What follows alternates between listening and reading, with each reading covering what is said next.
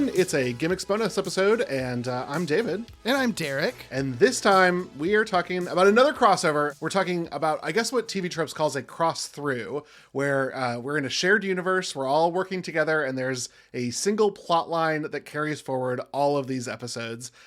In that, we are talking about the TGIF Time Machine Time Ball episode. This came by a lot of different names, Derek. Yeah, I've heard it referred to as the Time Warp, TGIF Time Warp, TGIF Time Travel. Yeah, I mean, you know, I feel like if you are of a certain age, you know what we're talking about when we say that, I think. Because it was, I don't want to be like it was a big deal, but I feel like if you were paying attention to TV and you watch TGIF, it is a thing you remember from TGIF. Like, to the point that, like, for some people, probably two of these shows, the only reason that they know that they exist at all is because they were part of this crossover, you know? Exactly. To the point that I am one of those people and yet completely forgot about these shows even being in this until I was watching it. And I was like, oh, I remember watching these. I remember this block of TGIF. Yeah. It's really, it's interesting. I mean, this is one of those things that, like, why we wanted to do bonus episodes, because, like, this is kind of a hard thing to do a regular Gimmicks episode on, because it's literally 4 episodes of TV. So, you know, we'll talk very generally about these. This is not the in-depth research that we normally do. Yeah. But, you know, I feel like it's also, this is just kind of a fun thing to have happened, and the kind of thing that you don't really get on television anymore, because you don't really have blocks like TGIF anymore. No, and even when they did have blocked television, like this, I did do enough looking in the background to know that this is not the first time that a block was sort of taken over by a similar theme or strategy or whatever. But with the amount of wraparounds, the fact that Salem and Sabrina are in every episode of these 4 episodes, I mean, one of them is their show, so they should be there. But that they show up in the other 3 is pretty wild. That they saved the denouement for all the shows until the final episode of the 4-episode block was pretty wild. And I'm curious if you got that experience on your viewing. Yeah. Okay.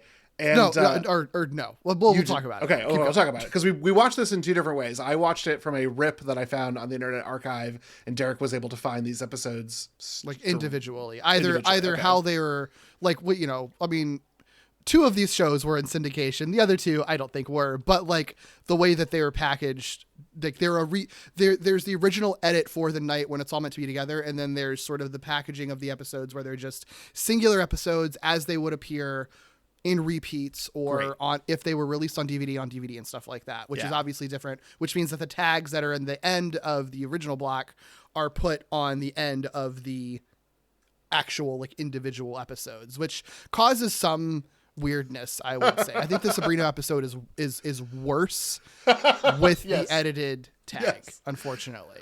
I would agree with that, because I think that if you do watch them truly back to back, you could forgive yourself to be like, oh, it's just a 2-hour Sabrina episode, because pretty much, it's really much more Sabrina and Salem, I guess, more than anything else that is driving this force forward. But I wanted to talk a little bit about where we did see this in the past. Probably if you didn't know it from this sort of time machine, or Salem calls it Time Goes Insane Friday for TGIF in the bumpers. You probably remember when in 1994, NBC took all of their New York-based sitcoms on Thursday night and had there be a blackout for all of them, except famously Seinfeld didn't participate, even though they were one of the ones who was supposed to. They just made casual reference to the fact that there was a blackout, but it was supposed to be 4 blackout episodes. Mm-hmm. But that wasn't even the first time NBC had done it. They had thrown a hurricane or a tropical storm at their Miami-based series that included Golden Girls, Empty Nest, and Nurses, a truly forgettable sitcom that was based in Miami. And then that hurricane plot would then lead Seth MacFarlane to lampoon it for his 3 animated series on Fox in 2011, The Cleveland Show, Family Guy, and American Dad. Yeah, I feel like these Gimmicks bonus episodes aren't going to be all crossovers, but I do feel like we need to do all of these at one point or another. Oh my gosh. Like, truly though, I think all of them are interesting for, like, different reasons. Even like the Seth MacFarlane when I remember watching that. And I do think that there's some interesting swings that they do with that concept between those shows. Like the Family Guy episode is a really bizarre one. Like, I think that, I mean, I think it's the thing with these weird crossover things. Like, obviously, you know, it's in in part, it's a marketing thing, obviously, right? Like you want people to stay on your network for 2 straight hours or however long. Like that totally makes sense. But I do think that inherently it's going to cause some sort of interesting sort of creative swing, good and bad, but interesting nevertheless, because half the time it's going to be dealing with a subject that the shows wouldn't normally deal with, you know? Yeah. Yeah, exactly. Right. So it makes it hard to do. And I think we can talk about whether or not even this crossover event worked. Because sure. I don't know that the TGIF.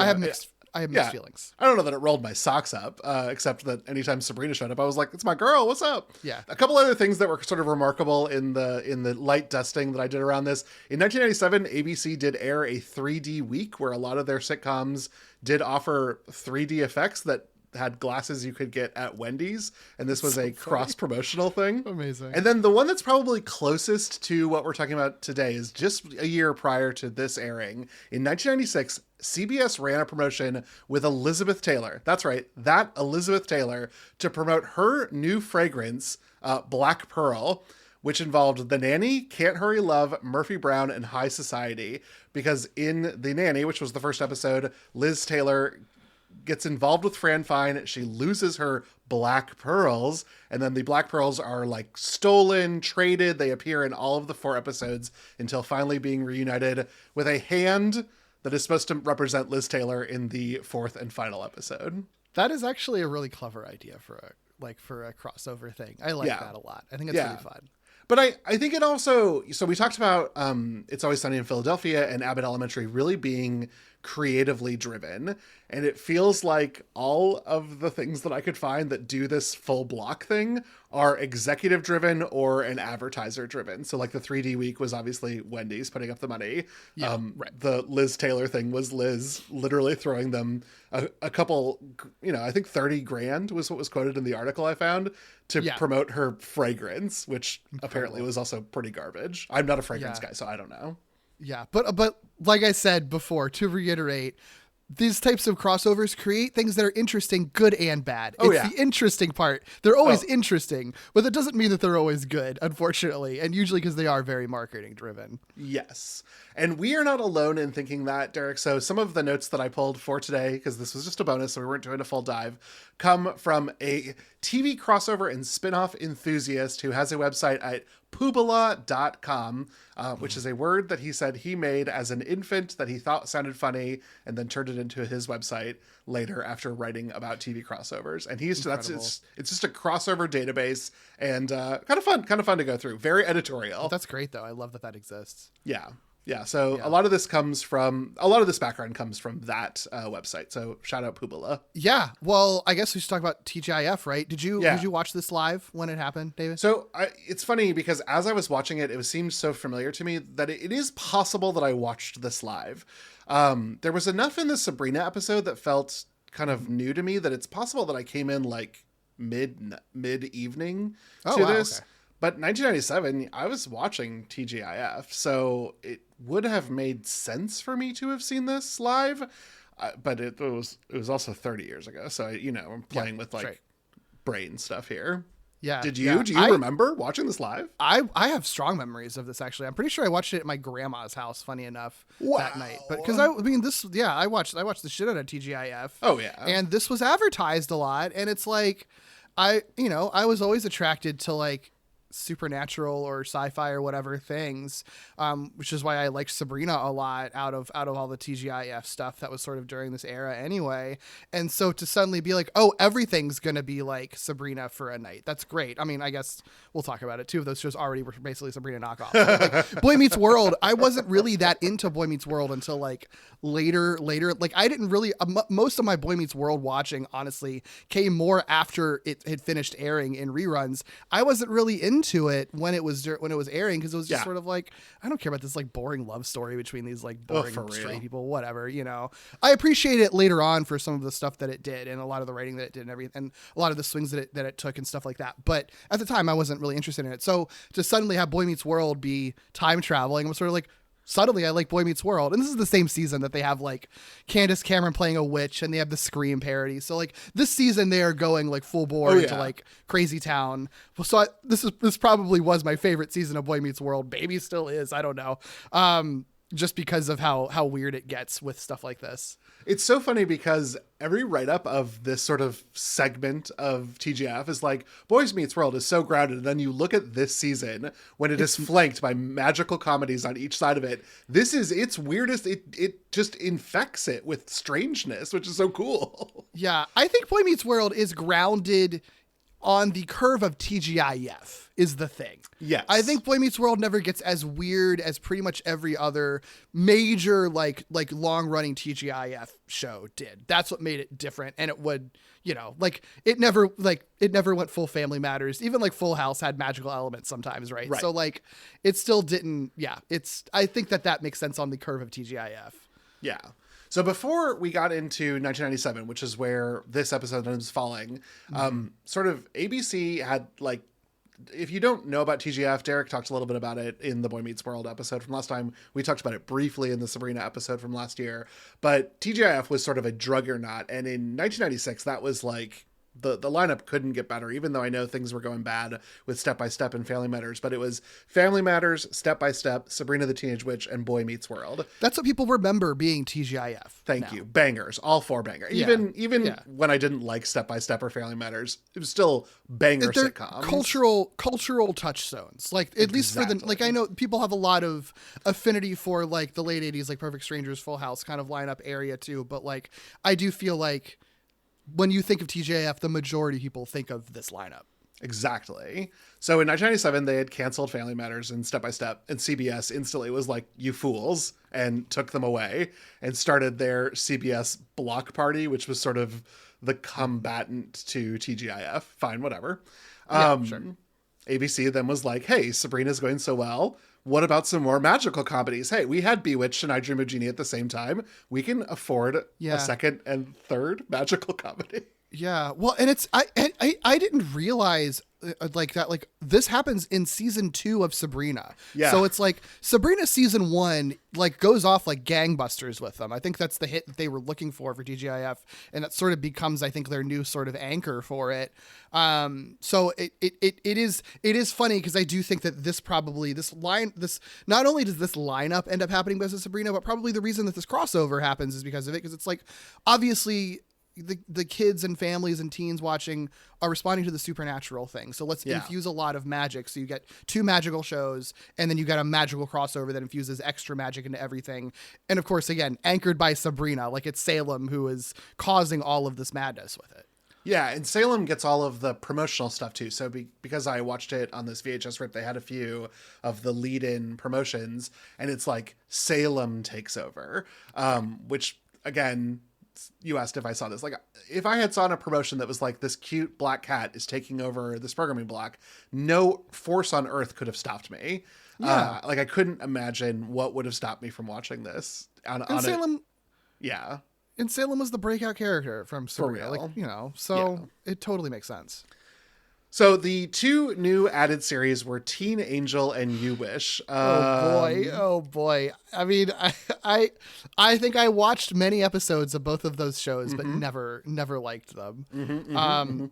You Wish, this is like, it gets canceled at this, like this is the episode it gets canceled at. They do eventually burn off the rest of its episodes that they filmed like later in the summer. But like this episode 7 ends up being the last episodes that's aired for many, many months. And it's totally axed. Teen Angel lasts like a little bit longer before that gets canceled at the end of the season too. Yeah.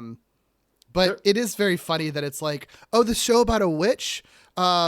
So of course we'll do a show about a genie and an angel, and it both revolves around teen antics, but both of them are like male centered, which I think was a real big miscalculation. That it's like, it's not just that Sabrina is a witch. Like that's not literally all it is. It's like, for one, there's the like the woman and girl power element to it. And also it's actually funny. That also helps a lot. Yes. Both shows are deeply unlikable. If you came being like, I'm a huge Teen Angel fan, like you're going to have to find a different tribe. I think like You Wish is like the obvious loser in all of this, right? Because you watch it, it's just unfunny. Cast has no chemistry. Yeah. Whatever. It's just not a good I'm just like bored the entire time. Teen Angel has like the slightest, tiniest bit of juice behind it, only because Al Jean and Mike Reiss are involved, and they've talked about not having a good time working with Disney on this, which then ends up being funny when then guess what, Simpsons ends up being owned by Disney many years later. Yeah. but like you can sense the tiniest bit of juice in the show because it is a lot more cynical and mean-spirited than most other TGIF shows are, but it is all so like muted. And the actual humor is, and the pop culture stuff is very criticky in Teen Angel too. Sure. Yeah.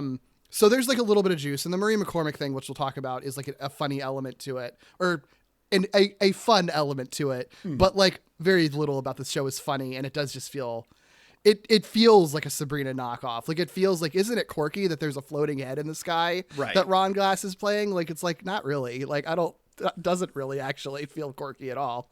Well, and my beef with both of these is that there's no antagonism. There's like the thing about a magical sitcom is like, you know, Samantha's got to hide that she's a witch. The neighbors can't know. So there's like natural conflict that you can go to in a well. But in both You Wish and to an even lesser extent in Teen Angel, because these characters are only really known to the core element, or in Teen Angel, one person can see the titular angel. There's no way to like play on the like, oh no, what if they discover that I'm a teen angel? And unfortunately, the magical sitcom relies on that conflict. Yeah, well, and that's like the Sabrina thing. Like we've talked about it. As much as Melissa Joan Hart will push back on it, a lot of queer people were attracted to like the secret, like the big secret element. Oh no, they're gonna find out I'm a witch type of stuff. Yeah, like that was a big part of it, and there's none of that in Teen Angel or You Wish. It's just like, man, I'm a loser teenager. Let's get some magic in my life to make me less of a loser. Yeah. Yeah, That's or it. Wow, I'm a single mom. Oh, now there's a genie that will not particularly help me be a single mom. Ugh, okay. Yeah. Well, I thought maybe we'd go chronologically through the night, Derek, and talk about these like sort of one by one. And that means we get to start with Sabrina the Teenage Witch. And truly, I don't know what to say, Derek. It's such a great show. Yeah, it is. I mean, listen to our Gimmicks episode. We talk about it. This episode is really great, too. I mean, this is the best one out of the bunch, which I think makes sense because this is like a normal plot for a Sabrina episode. Yeah. You know, so they're kind of in their element with this. And in Sabrina's case, this is the episode Inagata Sabrina from season 2.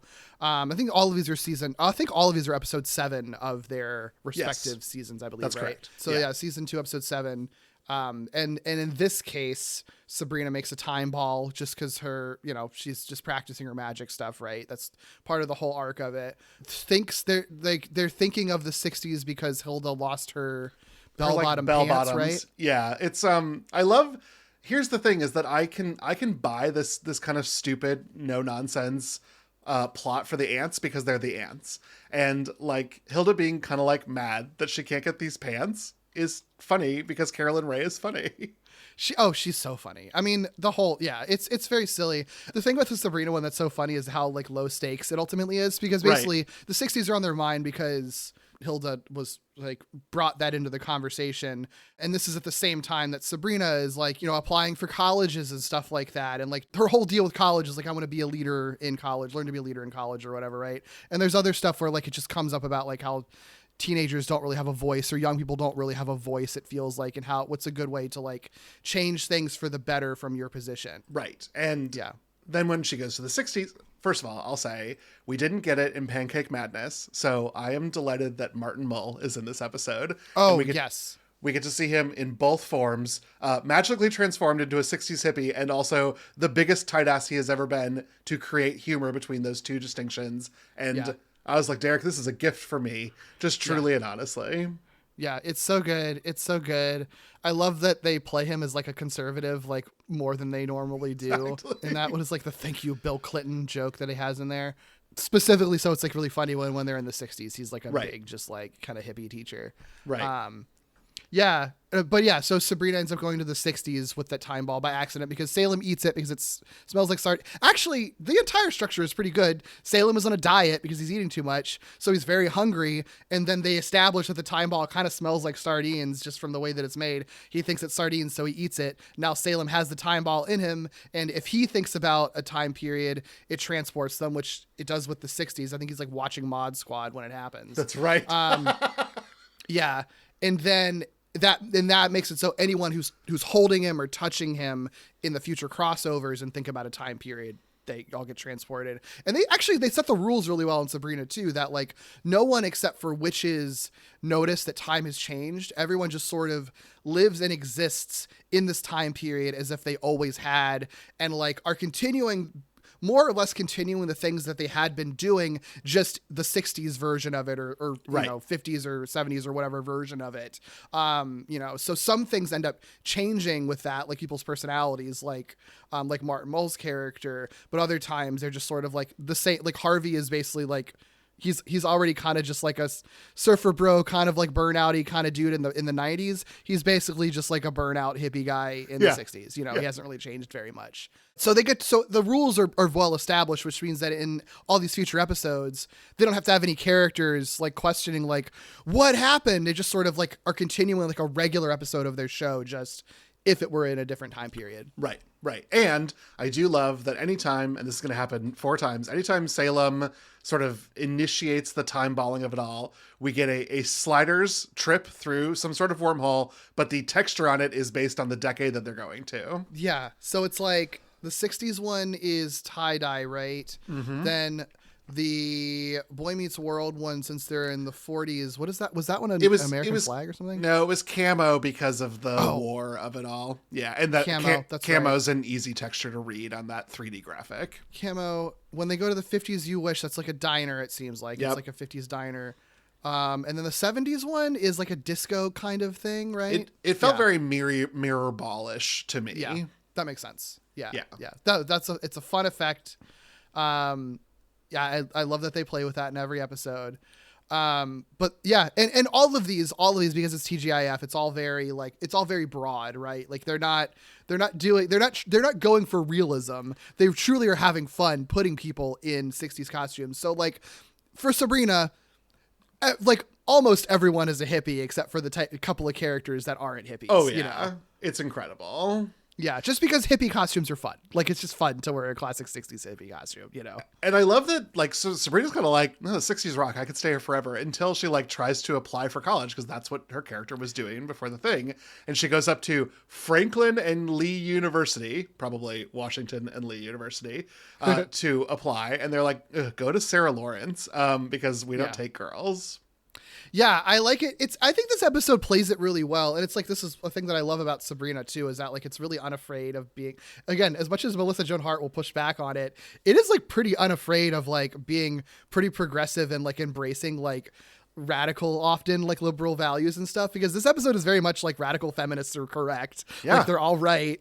And the whole deal with the 60s, they play it both ways. It's sort of like the 60s sucked in that a lot of people did not have the rights that they have in the 90s, like women, and the weirdest of like, women can't wear pants at school. That's wild. Right. Like women can't go to go to this college they want because it's an all men's college. And why would you want women to be leaders? And Harvey just expecting that he'll take care of Sabrina and she'll do the cooking and cleaning for him and stuff, in a totally natural way. But the other side of it is that the 60s were a highly political time that are known for having like lots of protests and like people making their voices heard in a way that I think, in the 90s and especially modern day, people kind of struggle with feeling like their voices are not heard. Exactly. And that protests feel like they're often not effective, at least not as effective as they used to be, and struggling with how to deal with that. So and I think sort of Sabrina learns the idea that it's sort of like there are ways that young people can make their voices heard. We just have to sort of look to how things that were done in the past, right? With during dire situations. So. Yeah, it's really interesting. But I think they sort of like resolve. Well, I guess they don't resolve the issue because Salem's got the time ball and he runs away. That's the end of the Sabrina episode. Is she wants him to set it right. Right. So the episode basically ends in the original airing of just Sabrina leaving, just like dipping out. So theoretically, this town is stuck in the 60s. How the geography of this works, I don't really understand, but you know, it's fine. Well, I was curious, but did you ever see Salem transporting himself between the different environments? Because he does hitch a ride here at my original ending that aired. He gets in a hippie's van to go to Philadelphia, where the Boy Meets World cast is. So in mine, they don't have that. They just have Salem run off. They don't mention that he's going to Philadelphia at all in this one. Instead they just go to the end tag after the commercial, and it's just they're just Sabrina and the ants are doing laundry, and sort of like, good thing Salem decided to come back, and he's like in the litter box trying to poop out the time ball, and that's it. Wow. So I didn't see that at all. That's like added for the syndication. Yeah. Like if you watch it like on Disney Plus or on the DVDs or anything now, that's what you get, which, you know, if you're watching through Sabrina and don't have the context of this being a crossover, it's such a fucking half-assed ending, right? Like it feels like so half-assed. It's just like, why did you have him run away just to say that he's back off screen? Like, right. And everything, and like back in the 90s, everything's normal and it's fine. Okay. But obviously it's because this was meant to be a launching point for this as a crossover. Yeah. Yeah, exactly. Yeah. Well, he does get in a hippie's van, and that van takes him to Cory's school in Boy Meets World. So again, Boy Meets World, a series that we have covered on Gimmicks. We covered it in the And Then There Was Sean, the sort of Scream parody. But it's a coming age sitcom with Cory Matthews, who sort of progresses from boy to man, and he is meeting World. I don't know what else to tell you about that. It is a well-known and beloved series. Yeah. Yeah. And this, I mean, it's so funny that they like open, what a catastrophic mistake TGIF made by like opening their night with Sabrina and Boy Meets World, and like thinking that people weren't just going to change the channel when You Wish came on after that. Thank you. Like, come on. Well, which is why, Derek, there was a interstitial of Salem being like, want to know what happens next? Stay tuned, because the end of Teen Angel will have the end of this episode. Yeah. But you know what? It worked. I watched through all of them that night. For better or worse. These do get like progressively worse. Like, yeah. I think You Wish is the worst show, but I think the Teen Angel episode is the worst episode out of all of them. Agreed. But the Boy Meets World one, I think, is a fun one. Like it's weird because it's Boy Meets World, so it's like not going to live up to what Sabrina was doing. But I do think it's a fun one because it's a you have to just buy into the Cory and Topanga thing happening, right? Like because it's all about how great and important their love is. Yeah. But the Boy Meets World episode is in the 1940s. This is, they're learning in their high school class about the United States entering World War II. So that's why World War II was on their mind.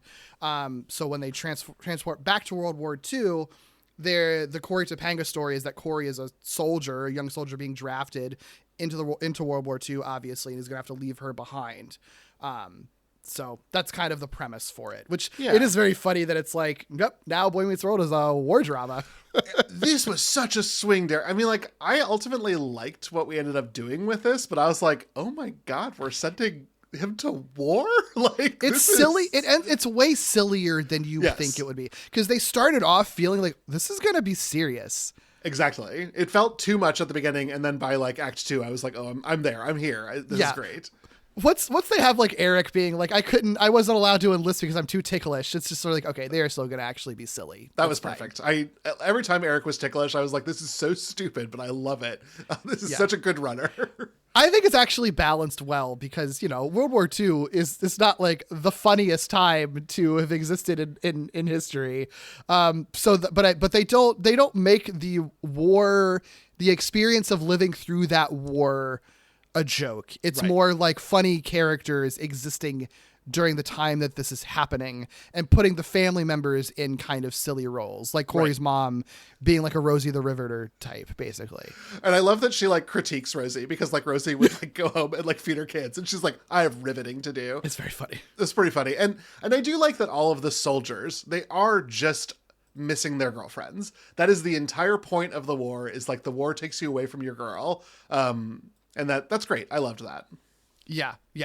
No, totally. I think that was smart too. That was a smart thing because they're not necessarily worried about death, except for the Cory death fake out that happens. Yeah. That is very smart. And you really don't see very much of like the war itself. There's like literally one scene where they're in the trenches, and it's weirdly played for comedy anyway. So Yeah. Because it's like at the tail end of, it's like taking place at the tail end of the war because they're in the trenches to get the news like, the war's over, it's fine. And then Cory's like cheering and celebrating and then gets like presumably blown up because it's like, but they haven't, the ceasefire hasn't happened yet though. Like the news just dropped. We haven't communicated that yet. It's going to be over. Calm down. Like don't run out there. Yeah. But I do love that then we have this like amnesiac plot with him where it's so stupid. He falls in love with a French woman, but like he constantly thinks of Topanga, and then Topanga hunts him down, and then it's all okay. We're sort of back to square one. And she was like going to marry Sean because Sean promised Cory in the war that he would marry her. It's so it goes so off the rails. It's so funny how off the rails it goes. Yeah, but again, it works because when they're in Paris, it is the most sitcom Paris could ever be, and his girlfriend's name is Versailles. Just like so good. It's because it's so like it's low. It's so low that it works perfectly. Right. That's the thing. You know, this is still TGIF we're talking about. Like it's on a curve for TGIF. You're not coming to TGIF for the most intellectual comedy. You are usually coming for it for pretty broad comedy. Mm-hmm. And I think that Sabrina and Boy Meets World in these 2 episodes utilize that really well to be like, you know, we're not really making a serious commentary, even in the times when there's the slightest bit of drama that comes out of this. This is meant to be like a bunch of high school theater kids dressing up in period costumes and playing in them. This is really the vibe of it more than anything. And they clearly are having fun doing this stuff. Well, and in this way, this is when I was watching it, I was like, well, this whole Boy Meets World segment almost felt like a very Clarissa Explains It All moment, because that's what they would do in Clarissa's. They would just do a bit where everyone got into period costumes and then like explored it, except the bit was a whole episode of another sitcom. And that was sending me. Like I was really, really enjoying that. And I thought like, wow, maybe this is actually going to be really, really good. Yeah. Well, and I do think both Sabrina and Boy Meets World, when the production qualities are good. Again, this is a, you know, multicam sitcom. Like it's a cheap show. They're cheap shows, but the costume, they go all out with redesigning the sets and the costumes, and the hair looks good. Like Will Friedle with the 40s hair looks so fucking good. He looks so hot with that, you know? Like they do seem to be very interested in making a meal out of being as creative and detailed as they possibly can be with this, you know, which I commend them a lot for. Like, I think they go hard on it, and they make these look as good as they possibly can. Well, and we're doing, so I obviously can't tell as well as you can, but we're doing something with the camera, right? It's not quite a sepia, but there's some sort of filter over the image that making it give a little bit more of an old time vibe. Yeah, for Boy Meets World, especially, because there's like a soft light element to it for one, you know, so it does look a little bit closer to like a movie that you'd be watching in the 40s or 50s. There definitely is a tint to it. And there's certain points, like I think when they go into the trenches, they're in black and white for a second before they go back into color. Yeah. But yeah, I don't think it's as saturated, or at least as it originally aired, it wasn't. Also, I was going to say too, I found it kind of funny that like they seem to be, I think like the Boy Meets World, I wonder if the Boy Meets World production wasn't comfortable with the Salem animatronic, because the whole opening sequence where Salem is on the Boy Meets World set interacting with the characters, they never have the animatronic. In fact, they just have the cat sort of like licking itself. They think they had the cat a treat and then syncing the voice with that, which they rarely did in Sabrina. Yeah. And the only time you see the animatronic in this episode is in the end tag, when he's explicitly outside of Boy Meets World Studios. That is like on Disney Plus and in reruns and stuff. You do get that part of the tag where he's leaving, and then it gets really meta where he's like outside of the studio. And that is the animatronic, but I imagine that probably wasn't filmed by the Boy Meets World staff. That was probably filmed by the Sabrina staff or whoever was doing the wraparounds. That's a great point, Derek. I didn't even think about that, but you're absolutely right. With a more established production, that also has like not real sets, but like, well, I guess they are real sets, but more established sets and props. You can't just say like, oh, you've got an end table, just put a hole in it so that we can shove this guy through. Right. Versus You Wish and Teen Angel, which had been on the air for like a hot minute. Like they've been on the air for a hot minute and already are doing special effects and stuff in their show because they're magical. Like, and Boy Meets World, it's probably sort of like, no, I'm not putting a fucking animatronic cat in our show. What are you talking about? Right. It's Boy Meets World. Yeah. That's funny. I didn't notice that. And now that you've said it, I can't stop thinking about it, because I was like, well, I do love Action Salem. I love when he runs around. I think it's fun. But it was all just voiceover of the actual cat actor. That's incredible. Yeah. I think the tag from, like, what did you get at the end of this one? What was the end for you of this one? The end of it, you get the scene where they are transported back in the 90s, okay. in the middle of it as Salem is leaving. And then Cory gives Topanga the Cracker Jack ring, and they're sort of like, we're going to be together forever because we're Cory and Topanga. We're the one true pair. And then it cuts to commercial, and then the end credits tag is Salem leaving. It's like, I'm going to Hollywood. And then they have the funny joke where he's outside of the Boy Meets World studios. So, and because he's going to LA, that's where You Wish takes place. Right. And so that's the part that I got at the end of the episode, and we saved the reveal of Cory and Topanga going back to the 90s till the end of Teen Angel. Great. Okay. Right. So we're both on target. Then it's time to talk about You Wish, Derek. Okay. So we've already done a service of saying that we didn't really care for this. But I think that for these next two, I will do a little bit of background for folks. Just because I don't envision a world in which either of us ever talk about these television series ever again. Okay. And no one remembers, especially You Wish, outside of this crossover. Especially You Wish. All right. So, You Wish is a fantasy sitcom that aired for only one season and 13 episodes. It was canceled after its 7th episode, which, as Derek mentioned, is this one. The remaining 6 episodes were burned off in May through July of 1998. There were times that the TGIF block was just Boy Meets World and Sabrina, because we had bought these 4 together and they both ended up canceled, but eventually we stopped doing reruns of Sabrina and Boy Meets World and at least let these air. Yeah, and I think how it happened was that, like, You Wish gets canceled, they pull it, Teen Angel continues, and then Teen Angel runs for like 17 episodes, and then they cancel it, and so You Wish ends up being, the burn-off episodes of You Wish end up being a replacement for Teen Angel, which was also canceled, just happened to have been allowed to air consecutively rather than with that big break. It's just very funny. It's terrible. Here we go. The story is about a family who buys a rug from, I watched this, by the way, John Rhys Davies in the pilot, that I was like, well, if my man's here, maybe I'll stick around. Pilot only. He does not stay around. He truly jumped from, like, he gets fired from Sliders and then does the pilot to You Wish. Poor guy. He's fine. It's okay. You've got Lord of the Rings on your horizon. I was about to say, he's got Lord of the Rings money. He's fine. Yeah, he doesn't yet, but he will very shortly, and then it'll be fine. Very shortly. Wow, yeah, that's right, 1998. Anyway, the rug releases a imprisoned Genie who becomes part of a family with single mother Jillian and her 2 kids, Mickey and Travis.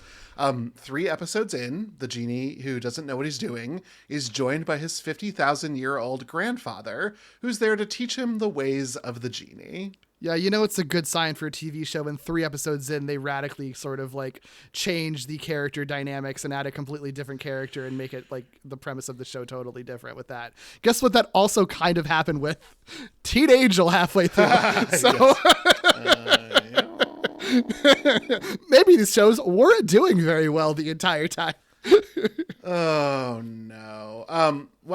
And his grandfather is Jerry Van Dyke, like younger brother of Dick Van Dyke, and of Coach fame, I guess, is the only thing that I can cite for him. But that was sort of like, I know that guy. What do I know him from? It's from fucking Coach. Of course, yeah. And he was good in Coach. I mean, sure. Coach. I mean, he's doing fine in this. He's just doing his thing. Like, it's just, but it doesn't matter. Like, you can be the funniest person in the world, but bad material is going to be bad material, Yeah, and it's pretty universally bad material. Salem shows up, he goes to the Hollywood Walk of Fame, and for a moment, the script shines because Salem stands on Lassie's Star of Fame and disses on Lassie, as he should.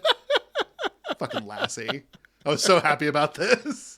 But then God. Salem's whole thing is like, ooh, Felix the Cat never got a star on the Hollywood Walk of Fame. I better collect signatures so that he gets this star on the Walk of Fame. And that's how he ends up with the Genie's family for the crossover episode, Genie Without a Cause.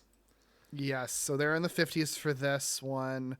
I think that the credit I'll give this episode, especially compared to the Teen Angel one that follows, is that they do, even though I don't like these characters and they have like no chemistry with each other, at the very least, they are utilizing in a clever way, utilizing the time period to help them tell a story they're already telling, which like they establish this idea of They established the two ideas at the beginning of like the daughter Mickey, has a crush and wants to go out with like a guy that seems like he's a bad boy, that her brother has like an issue with. And then also the Genie and his dad or grandpa have like a generational divide thing going on. Right. And so the 50s, obviously, greasers and like rebel without a cause type stuff where it's like cool dudes on motorcycles. Are they a bad boy? Is the girl going to go out with a bad boy kind of thing? That's like so par for the course for 50s movies and stuff like that. So it makes sense that they'd be using that and then get to have the fun with like a drag race. And then the Genie generational divide thing. That's a very like, beatnik versus like old school dad type of thing, right? So it makes sense. Well, and the grandfather might as well be Mr. Cunningham from Happy Days. Like we are doing that sort of thing, and we're doing it well enough, I guess, because it does, right? The Genie and his grandfather, the Genie is sort of a free spirit, so he becomes a beatnik. The grandfather is like, back in my day, it used to be better. I get it. Like, it's working. I think all of that stuff is perfectly fine. I think this episode, I think that they clearly have their inspirations from 50s movies and TV that I think works for them. The problem really is just the foundational show that exists. Like the cast is like no chemistry, and like these characters aren't like, I don't think the characters are very like well defined either. Like even like the Genie is the lead. Like I don't really get what his deal is. Like I don't really understand what his vibe is supposed to be. And you never will. You never will, which is why it was canceled. It just doesn't work. Yeah. Yeah. So like I give them credit. I think they wrote to the premise well, but like they didn't really have much to work with to begin with, unfortunately. And it just makes the episode really boring and unfunny. Until Sabrina shows up, and then you're watching like 3 minutes of Sabrina the Teenage Witch. You're not even watching this episode.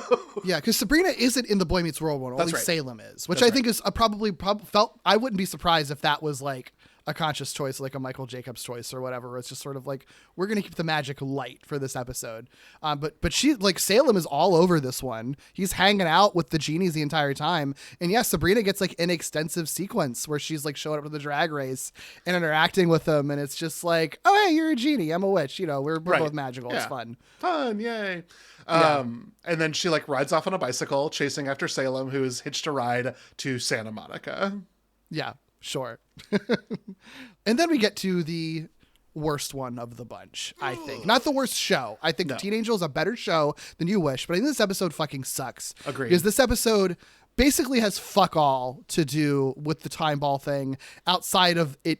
Happens to take place in the 70s, but like, or they're in 70s costumes and they go to the disco. That's it. That's the only thing that has to do with the 70s. Yeah. It really feels like they already had this script written for a regular episode and then were like forced to like convert it into the 70s. Yeah. Thing. I think the only hot dog they threw into the oven was the joke about Carter winning the election because his opponent stumbles on the stairs because the teen angel made him trip. That is the only 70s thing that you get out of all of this. Otherwise, a dog becomes human but still acts like a dog could do it in any era. Right. It has nothing to do with the time period. Also, you have Maureen McCormick from the Brady Bunch in the 1970s. They do nothing with that. They do nothing. And maybe that was her request. Maybe she was like, I don't want Brady Bunch show because we're doing this. That's possible. Okay. Maybe. But I don't know. But also, given the rest of this episode, maybe they just like didn't give a shit. You know what I mean? Yeah. Like, it just is very weird to explicitly have Maureen McCormick in your show, transport them all to the 70s, and do no Brady Bunch thing at all. They don't even style anyone to look like they're out of the Brady Bunch. Like, it's not even a light reference. It's not even a visual reference. Like, they're barely styled to look 70s at all, to be honest. And it's funny, Derek, because I think that if they had really leaned into the Brady Bunch, this could have saved at least this episode. I don't know about the series, but I think that if people were like, "Oh my God, they like did a Brady Bunch thing," like this is the woman from the Brady Bunch. Like I should watch this Teen Angel show. This is the fucking height of the Brady Bunch like explosion in the 90s. Yes. Like this is when Pop-Up Brady is happening. This is when the Brady theatrical movies are happening, So it's like, and especially like fucking Al Jean and Mike Reese, who were the big fucking like shoehorn in movie references all over the place, even when they're not necessary. They're not referencing the Brady Bunch at the height of the Brady Bunch's like resurgence popularity in the 90s. It's so weird. It's such a stupid missed opportunity. Yeah. So I already gave it away, but in this episode, One Dog Night, season 1, episode 7, because Salem's taken them back to the 70s, and Steve has asked his buddy Marty, who's his guardian angel, to turn the dog into a man so that Steve's mom can have a nice date for once. Okay, that is a fine premise. Whatever. That sounds like a Sabrina episode, you know? Like, yeah.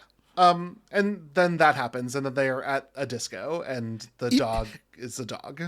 Even the way that they get transported to the 70s is like half-assed, because every other way has some sort of touch point for it, or pop culture reference, or like logistical reason for why this would be on characters' minds. In this one, like the mom is just sort of like, I used to have a cat when I was a kid. That was the 70s. I kind of miss the 70s. Right. Okay. This was the sweatiest one. In the 70s, they just have a dog for no reason. Like every other episode of this show has been like a direct translation of the same show, but in a different time period. This one, it's sort of like, yeah, I guess in the 70s, they just have a dog now for some reason, because we need a dog for the premise of this episode that otherwise have nothing to do with the 70s. And then I guess where they're back in the 90s, the dog ceases to exist, even though the episode was surrounding the dog. I'm like, what are you talking about? That's why I think like there was probably an original script written where they adopt a dog or something, like explicitly. Like, and because they had to add in the time travel stuff, they had to get rid of that plot. And so they just have them have a dog in the 70s for no reason. Yeah. It's stupid. It's so bad. It's so bad. And then just like you wish, we get some solid Sabrina time. Sabrina shows up at the disco. The teen angel, can see and interact with her because she's a witch. She can interact with him because she's a witch. And then he starts hitting on her, and I capital H hated this. I hate it, but I am glad that Sabrina never even gives him, like, Melissa Joan Hart. I don't know if this is intentional or not, but it feels like Melissa Joan Hart is like barely there and phoning it in. She's just sort of like, yeah, nothing. Mm-hmm, okay, oh, that's funny. Oh, are you going to tell me a joke? Okay, you're not. All right, never mind. I'm not interested. I'm just here for my cat. That is truly her vibe the entire time, and that maybe was like her choice to be like, my character would not be interested in this guy. But I could also see it being as Melissa Joan Hart being like, I don't like any of this right now. I'm tired. Yeah. I've filmed like a whole extra day of footage for this fucking crossover. Can I go home now? Yeah, in some like pretty extreme costumes, because she is donning the apparel of whatever decade that they are in.